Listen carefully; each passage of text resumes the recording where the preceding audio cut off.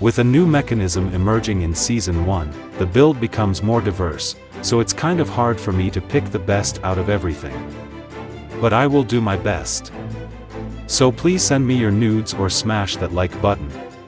As we all know, Warliege has several builds: spin to win, bounding shield, and dash. But today I will only talk about the first two because dash build is just a matter of skill allocation. Without further ado, let's start. First, spin to win.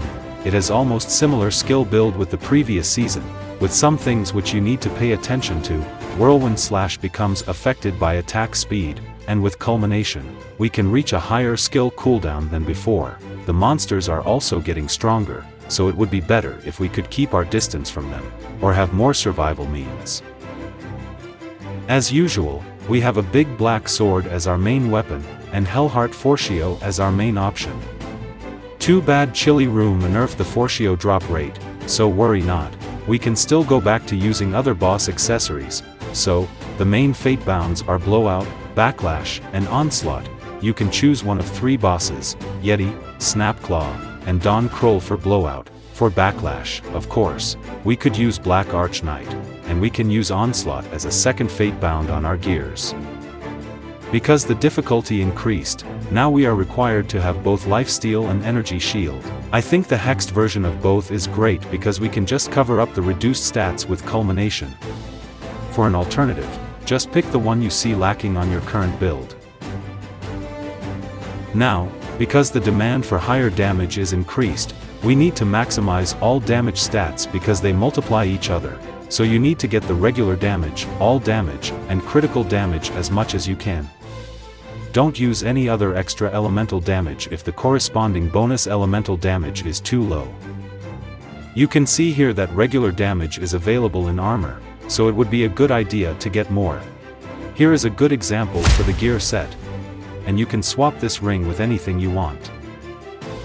This skill set is focused on survivability on higher Valkyrie floor, so you can change some of them with your desired skill, such as Blitz for farming. And this is for the Valkyrie boons.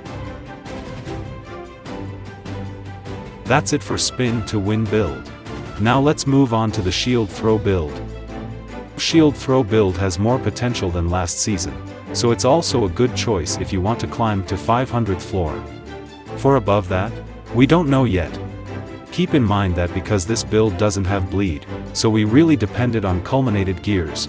Shield throw also better for farming because we can change it into dash build. Here is your main weapon. Keep in mind that if you are not gonna spend any money, don't go full extra physical damage like this, because your regular damage must be high enough for extra physical damage to unleash its potential. Don't follow this modifier.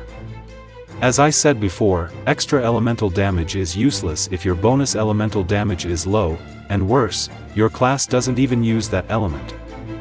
This is the build for full DPS, using Medusa as the focus and its 2 variations. And this one is for survival, using Knight Soul for more strength, and its 2 variations. It's similar from spin to win build, but extra physical damage becomes more important here.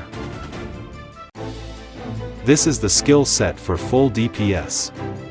For survival, just make sure to put some points on these 2 skills. And this is for the Valkyrie boons. For the detailed Warliege skills and mechanism, you can go check my video from previous season. So, which class should I cover next? Please leave it in the comments section. Now I need to go to Red Light District to do my job as a Warliege. See ya!